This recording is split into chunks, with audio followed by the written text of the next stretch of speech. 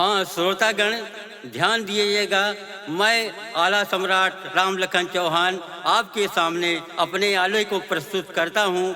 अगर पसंद आए तो लाइक और सब्सक्राइब कर दीजिए। और इसमें हर एक तरह के हास्य रस, वीर रस, संयोग रस, श्रृंगार रस, हर एक तरह का वर्णन किया हुआ है। श्रोतागण ध्यान दे। नमस्कार। जिनके बेटा समरथ होई गए, काहे न लिया बाप के दाम। खोज मारा हो ताल कराई दे, गढ़िया गद देव करवा। वंश न छोड़ूंगा जम्बे के, मलखे वचन कहा ललकार। सुन के बातियां मल खाने के, ढांढू बोला गिरा खुजार। गाँव मसाला है मारो माँ, ओढ़े ढांढू के तरवार। सुन सुन बातें सब लड़कन के, बोला चंद वंश परिमार। एक तो हो मैं तो समझावे, सबकी अकल गई पौराय। आग लगाई यह माहिल को, ताको नहीं कोई सके बुझाए। मार कठिन है पश्चावद की, हाथी जवन महोबे प्यार। तुम मत जाओ गढ़ महुबे को, तुम गत जाओ गढ़ मारो कर। लड़के मानो कहे हमार, कहें मल्हारी चंदी ले से, चाचा करो नहे परवाह। 7 महीने अरसा दे दो, दुश्मन कई खर्च मिटाए। बैठे चैन करो बंगला में, खटका कोनो बात कहना। जो कोई दुश्मन चढ़े महोबा, हमको दीजिए खबर बताए। खबर पाए के फौरन आऊं, और दुश्मन को दिए मिटाए। बैठे भजन करो महुबे माँ, उस मालिक को ध्यान लगाए। शिव को पूजो यह वर मांगो, जाते काम से दहोई जा।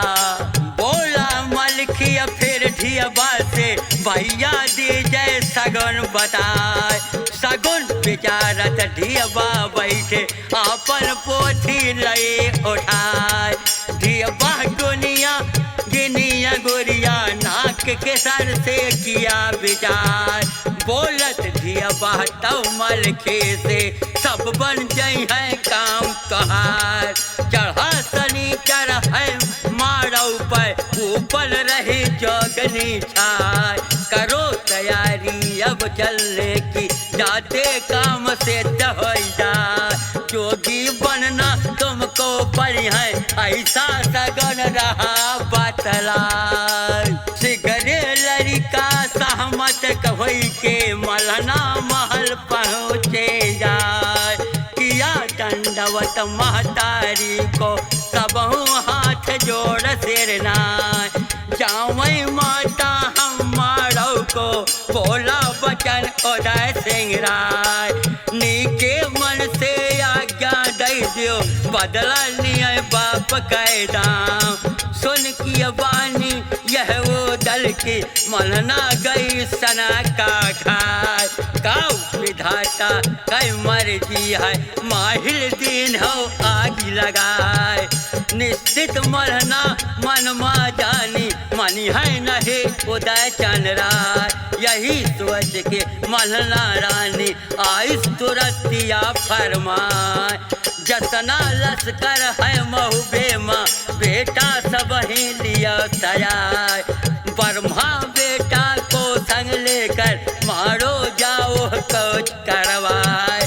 बाप तुम्हारी करिया मारो, ताको बदला लिया चुकाए। जूझ का कंगन 1.25 लाख का, उदल हाथ दिया पहिराए। वादा की ना बघोदल ने, और मलना से कहा सुनाए।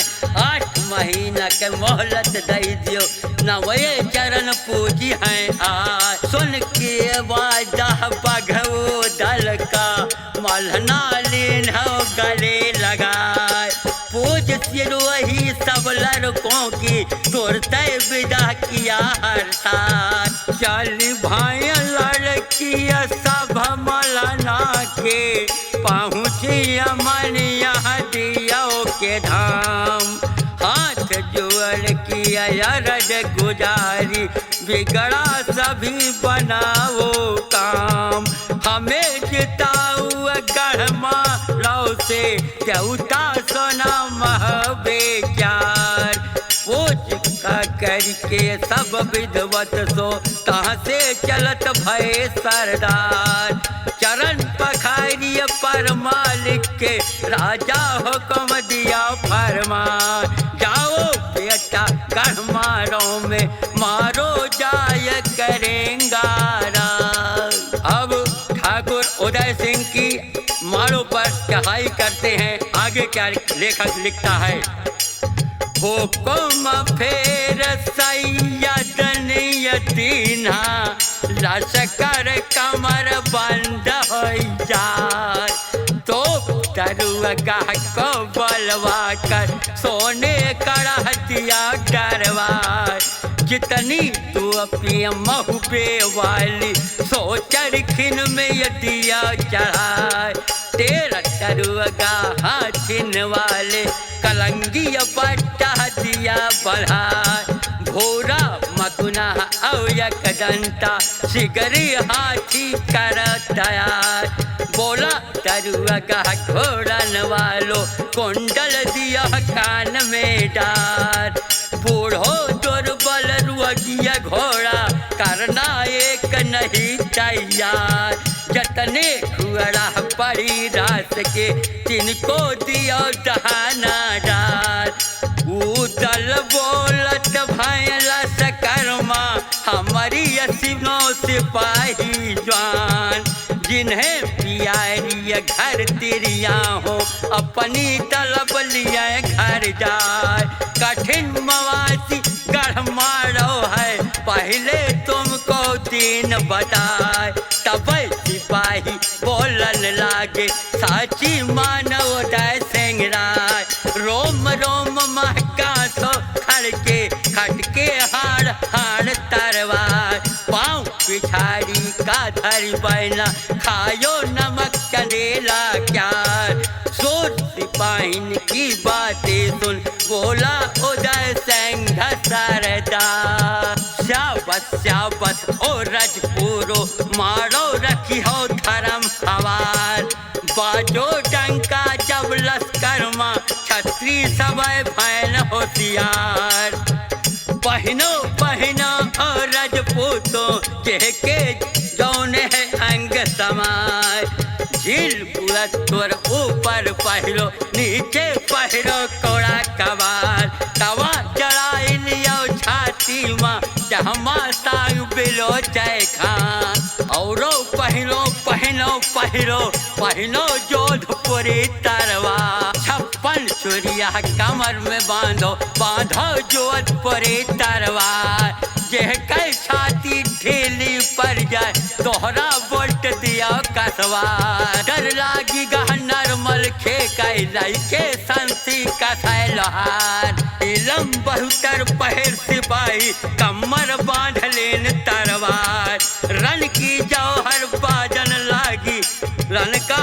होन लगा व्यवहार, सबसे पहले रस बेंदुल पर उधर फांदी भयो जसवार, घोड़ा करेलिया आल्हा बैठे मलखे चढ़े कबूतरी डार, सिंघन घोड़ी की पीठी पर बुढ़वा चला बनारस यार, धांधू बेटा बिंदुमती बा गज का मन पर हुआ सवार, ब्रह्मा बेटा हर नागर पर अर्जुन पंडा का अवतार, घोड़ा मनोरथा की पीठी पर सगुनी चढ़ा महोबे क्यार, जीवल माता पल की बैठी जहमा सतरंग पड़ा बहार, डबल अलार्म बजो फौज में लश्कर चला महोबे क्यार, आगे छकड़ा बारूदन के पीछे तोपन की कतनार, ताके पीछे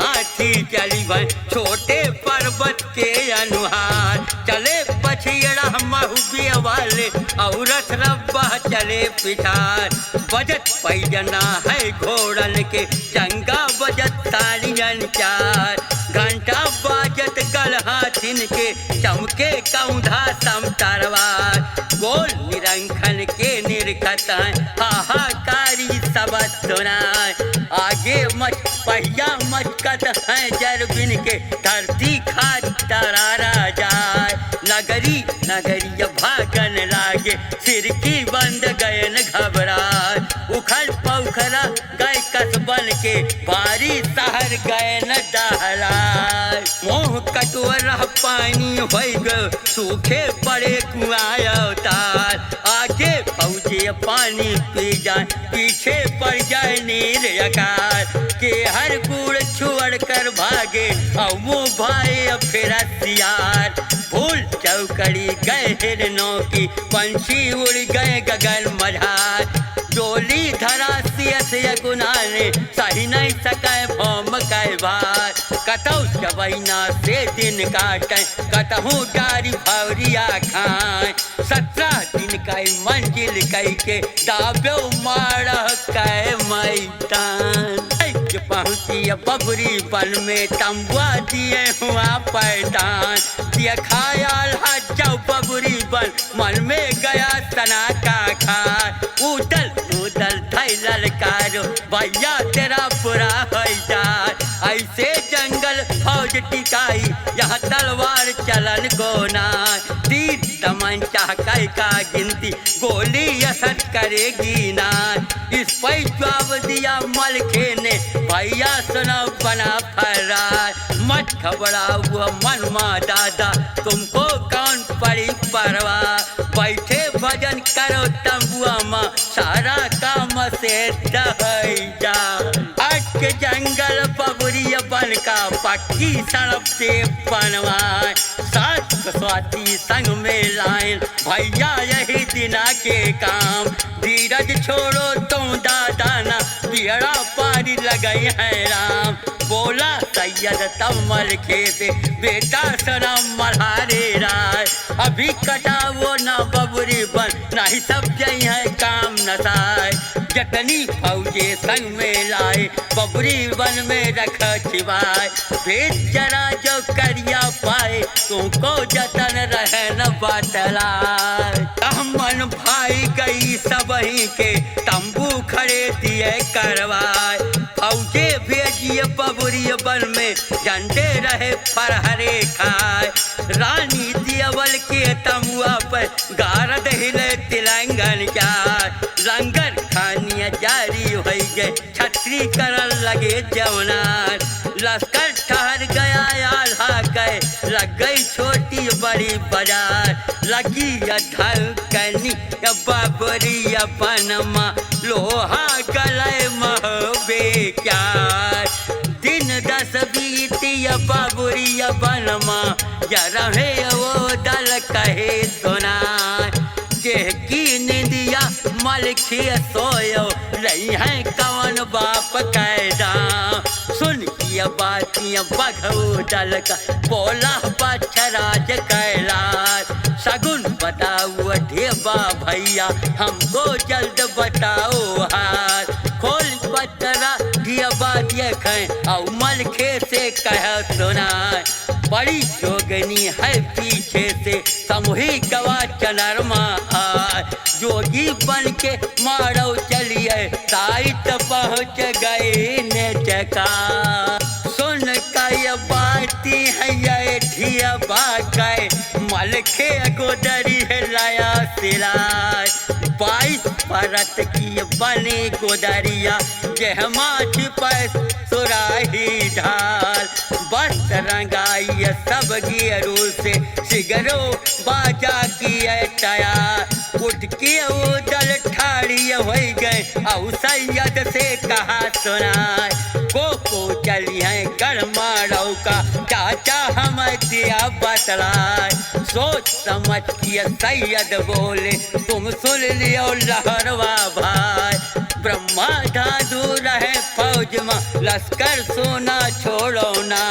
जो कुछ बात कही सैयद ने सबकी गई समझ में आए आल्हा उदर मलखी देवा सैयद डार्य मोड़ा मुड़ा अब महोबा वालों का माड़ों में भेदभाव लेना और कैसे जाते हैं जोगी बन के, आगे की दास्तान सुनेंगे। वाया बाहु रुपिया महु बिया वाले आपन ऋण हमरो पछपाए, पहन गोदरिया जोगी बन गए अंग में लीन हो भसम रमाए। हाथ की मटा चरण खड़ाऊं माला लियो गले में डार, राम सुमिरनीय सुमिरन लागे पाना धरो गोसाइयन क्यार। घिस घिस चंदन मलया गिर के रामानंदिय तिलक लगाए, सोने कड़ा चार हाथों में कुंडन कान लियो लटकाए, हाथ में झोला बगल मझोली गुदरिन राखो तेग छिपाए।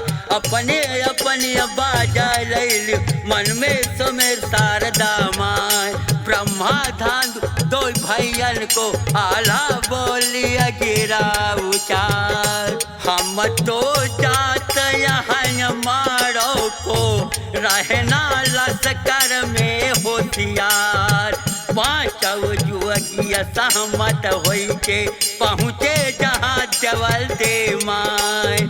माता जवला की टंगुआ माँ जोगिन लख जगायो जाय, देख तमाशा पैरा गिन के देवल खुशी भई अधिकार।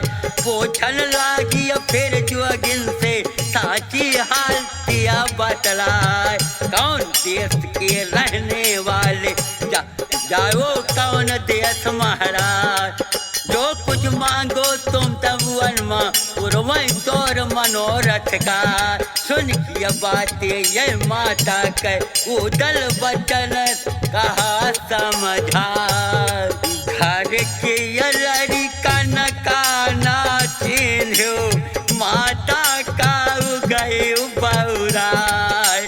पंचा धई दियो पीठ हमारी मारो भेज लियन हम जाए, अंटा मगी है रन कुसना कै ना पहचान करेंगा राय। सुन की बातें हैं ये वो दल के माता गोदी लीन बैठा, भुजबल पूजिय सब लड़कन के आशीर्वाद दियो हर साय। बोली देवल फिर सैयद से देवर बहुत रहे होशियार, रक्षा की नो सब लड़कन के पुरखा बन रस के सरदार। करी है रक्षा अल्लाह इनकी सैयद बोला वचन सुनाए, पाँव लाग के महतारी कर जोगी चले को चकरवार। पारा को चलो यहू बबुरी बन रास्ता मिले जहाँ पैना, भूलत भटकत पाँचौ जोगी दाखिल भय नदी पै जाए। कई धार होई बहे नर्मदा जोगी देख गए घबराए, कैसे चली हैं अब आगे को सोई सोचे खड़े दिगंबर राय। जोगी देखा जब धोबी को कपड़ा धोई रहा वह पार, नदी किनारी ठहरे होकर उस धोबी को कहा पुकार। घाट बता दो हमें नदी का साधु उतर जाए वही पार। बोला धुआबिया नदी पार से जोगी सोनिया बचन हमार। एक कुआस पूरब से बढ़ के तासे जाए उतरी हो पार, बढ़ गए जोगी फिर पूरब को अरसा किया जरा भी ना, जहाँ पे पानी था घुटवन तक पहुँचे उसी जगह पे जाए। पार उतर के नदी नर्मदा जोगी चले को चकरवार, चार खरियो सवा पहर में पहुँची गढ़ मारो माँ जा, जहाँ के फाटक था मारो का जोगिन दिन हो लख जगाए। तब ललकारे वो दरबानी ने बाबा मतलब दिया बताए, कौन देश की रहने वाले कैसे हिया पहुँचवा सुन की बानी दरबानी कह जोगी बोला बचन सुना चित्रकूट से हम आए हैं आगे हिंगलाज को जाए भिक्षा मांगन को हम आए वना लिए भरिया डार तेरे नाम कई माला जपी है जासे वहदा बढ़े तुम्हार बोले क्षत्रिय पैरे वाले बाबा सना दिगंबर राय हमको हुक्म नहीं करिया का कैसे फाटक दिए खलाय चाहत न करिया चढ़ा महोबा घर घर लाया लोट कराय फाटक बंद रहे उस दिन से पहरे डबल दिए करवाए बोले सैयद यादीनी से तुम सबकी हम लिए बड़ाए भीख हमारी तुम ना रोको इसमें होए भलाई नाय हम सन्यासी जंगलवासी नित उठ बजे राम का नाम आज रमेंगे इस नगरी में वो रहे करी है कच कराए कई रोज के हम भूखे हैं भोजन मिला हमें है ना जो कोई जोगी मरे भूख से हत्या 7 जन्म ना जाए डर मोहनी दई फाटक पे मोहे सभी सिपाही जान देश के बंगता है कतहूँ के फाटक खोले से क्या हो किया मशविरा है आपस में और फाटक को दिया खड़ा सियाना बढ़ गई बैरागिन के पहुँची 20 शहर में जाए लगे बजा जा अवसर रापा बैठे सियट कराए रोजगार खुली दुकानिया पर चूरन की जहाँ पर बिक रहा आटा दाल बेचत दूध ग्वालनी फिरती बैठे काछिया बीच बाजार देख तमंचा बर्छी भाला बिक रहे तोरन के हथियार एक लाइन पर बैठा ढेरे सोना चांदी गढ़े सना लिए चबेलिया मालिन डोले बेचे जो फूलो कहे हार कट्ठा चूना कटर सुपारी सुघट तमोलिन बेचे पान है अर्धान अतर की लपटे गाधी घर की खुले दुकान पश्चिम मस्जिद है मुगलन की ठाढ़े मोल्ला पढ़ाए कुरान पूरब मंदिर है हिंदुअन के लग रही था पबेरा हनुमान 16 मामला बैरागिन को चाहूँ देश दिया किया घाम बाजार कर कर बनिया बंद दुकनिया अब जो अगिन किया लगे पिछार एक घर मांगे 2 घर मांगे सगरो शहर लिया पंजिया चौपर कुआं बनो यति सुंदर जोगी वहाँ पहुँचन जाए बजी खंजरी जब जोगिन की महलन बची खल भली जाए मढ़े चोन चौका माँ छोड़े रोटी तवा धरे बेल खाए कोई नारी चढ़ी अटारी कोई ठाड़ी कुआं के पार कोई नारी है सुकुमारी बाजू गहे क्यमारन चार उमर की बारी ओढ़े सारी बिरिया लिए पान की जाए तनक जोर रास्ता माँ मिलती जोगिन आती पान खवाए बाजी असरंग की भल सैयद कै आला डमरू रहन बजाए मल खेली नौ यक तारा को देवा खंजरी रहा गम का दई लचका उदल गाँव रस की भरी उड़ावई तान अब गाना प्रभु बिना मिलै ना डगरिया मैं कैसे चलूं मैं कैसे चलूं प्रभु बिन मिलै ना डगरिया मैं कैसे चलूं ओ गुरु बिन मिले ना डगरिया, मैं कैसे चलूं। हरि बिन मिले ना डगरिया, मैं कैसे चलूं। गुरु बिना पाऊं धरऊं धरनी पे, गुरु बिना पाऊं धरऊं धरनी पे। सब जग लग गई अंधियरिया, मैं कैसे चलूं। प्रभु बिन मिले ना डगरिया, मैं कैसे चलूं। सब जग लग गई अंधियरिया, मैं कैसे चलूं। गुरु बिन मिले ना डगरिया, मैं कैसे चलूं। जब से नाम सुना प्रभु तोहरा, जब से नाम सुना प्रभु तोहरा। दिल में बंधई ना सबरिया, मैं कैसे चलूं। हरि बिन मिले ना डगरिया, मैं कैसे चलूं। दिन नहीं चैन रात का नहीं नींदिया, दिन नहीं चैन रात का नहीं नींदिया। जब से देखा सूरतिया, मैं कैसे चलूं। प्रभु बिन मिले ना डगरिया, मैं कैसे चलूं।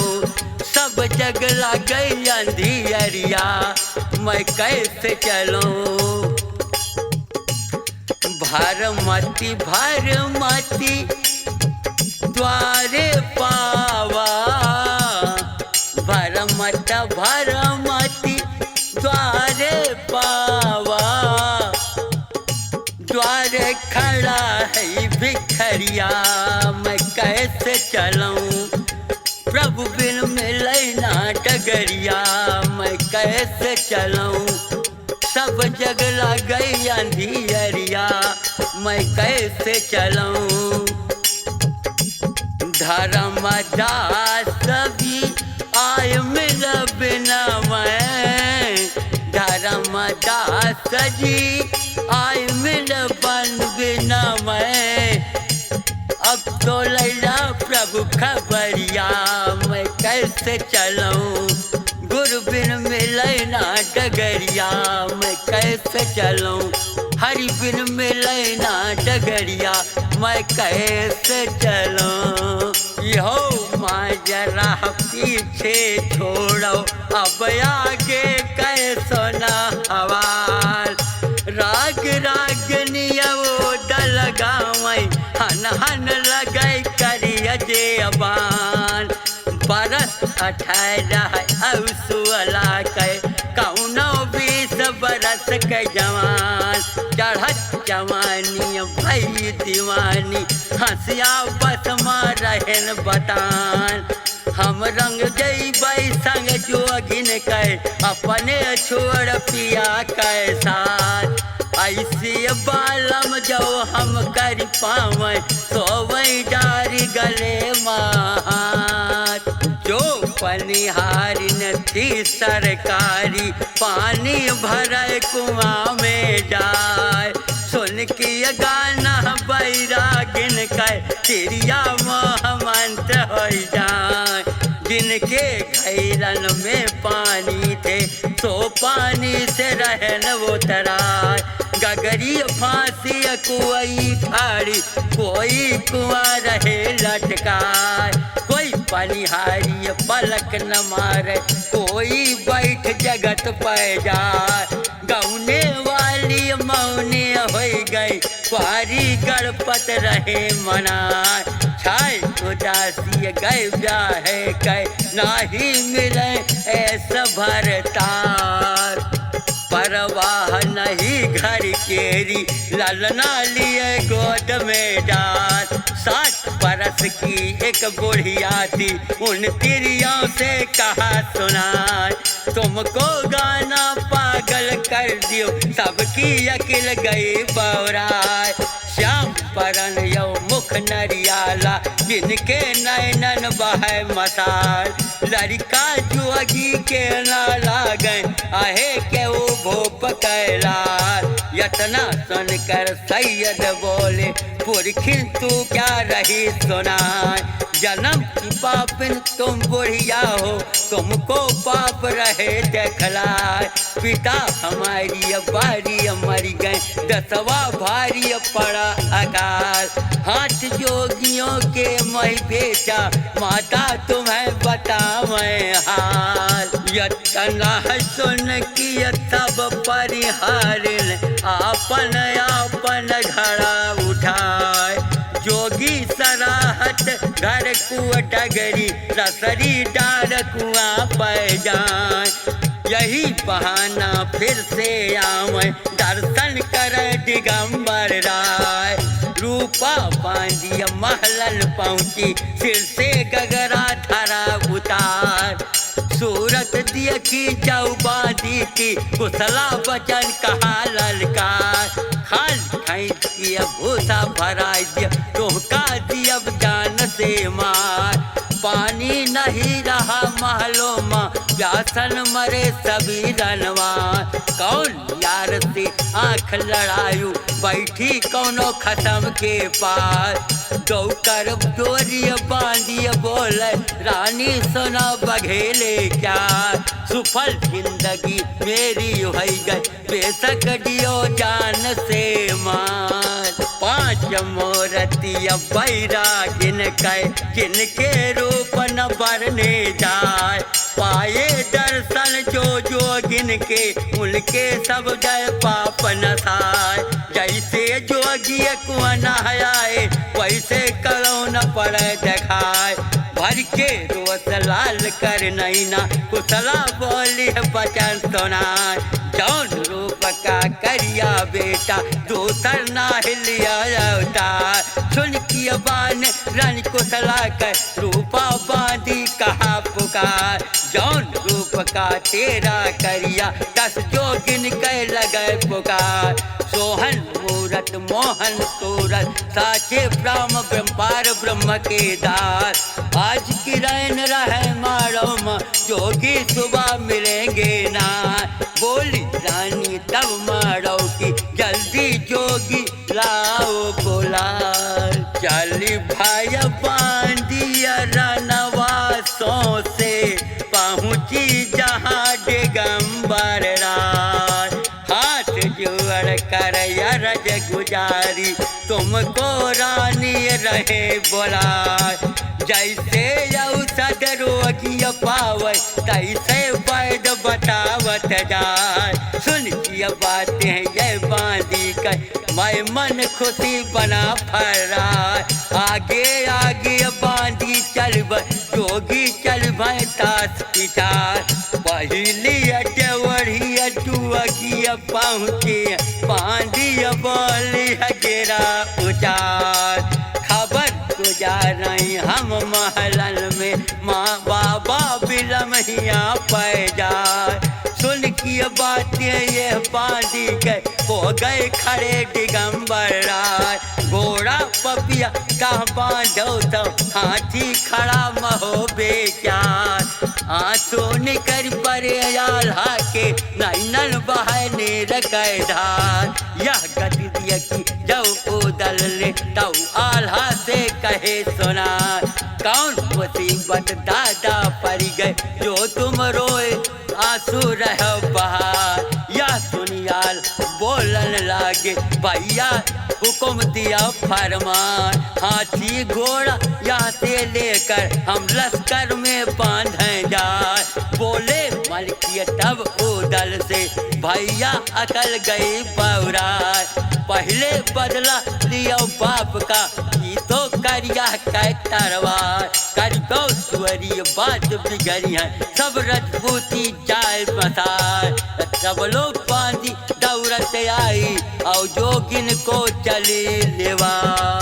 दोसरी फाटक जुअगी पहुँचे, बांधी बोली है बचन सुनाए। जरा शेर बाबा हिया पैखारो अंदर खबर जनावऊ जाए।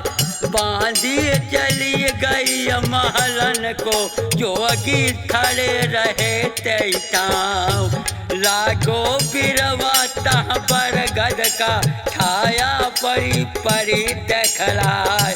पत्थर कुलू तह गारो थे आखिन देख बना फरलाय। डगी को बढ़िया ही बरगद माँ आभा बोल बोल रह जाए। हमरे लड़कन को तुम सैयद तुम्हारी गोद गयन बैठाए। अच्छी प्रीत निभाई तुमने घर घर भी मंगाई आए। काम कमीने का तुम की नौ सैयद डूब गई तरवार। घर की लड़का जुआगिया बन गए अब के करी है गया हमार। सुन सुन बातें यही खोपड़ी न कहे नहीं सैयद गए रतन जल छाए। आला मलखी रोवन लागे उदल गए तना का खाए। दियो दिशा तब खोपड़ीन का सैयद बोला वचन सुनाए। मत घबराओ मन में दादा सचमुच डार न मोर मुड़ाए। बबरी बन की मैदान में लश्कर पड़ा महो बेचा। भेद लियन मारो हम आए साचे समझो वचन हमार। बरगद ऊपर उदल चढ़ गए खोपड़ी छाती लयो लगाए। मत घबराओ मन में दादा दादा बदला लिया चौकाए। पंथ न छोड़ूंगा जम्बे का मारो जो तब बैधान। यतनीय बातन के यार से माँ बांधी तुरंत पहुँची आन। रोवत देखव जब जोगिन का तब बांधी ने कहे सुनाए। कौनिय राजा के तुम लड़के आपन डाल मोर मुड़ा। देखो परिया को रोवत है हमसे हाल दिया बतलाए। यतना सुनकर सैयद बोले बांधी तेरा बुरा हो जाए। हमको लाई तो मर घट में मोर देहिया रहन चिल्लाए। भूत पुलैल स्कूल हुमा किनकैया भा पड़े सुनाए। देखो परिया हम मुर्दों के हमरे चियले गए न डरा। हम नहीं जावेंगे महलों को बांधी सत्य देन बतलाए। हाथ जोड़ तब बांधी बोली जोगी किधर तुम्हारा ध्यान। यहाँ पे मरघट बाबा नहीं जोड़िया है बहुत बैठा।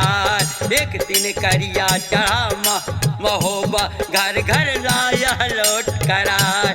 हाथी घोड़ा हार नौ लाखा पातुर लायो लिवाए। दंड मान की देश राज कर डारो कोल्हू में पैरवा।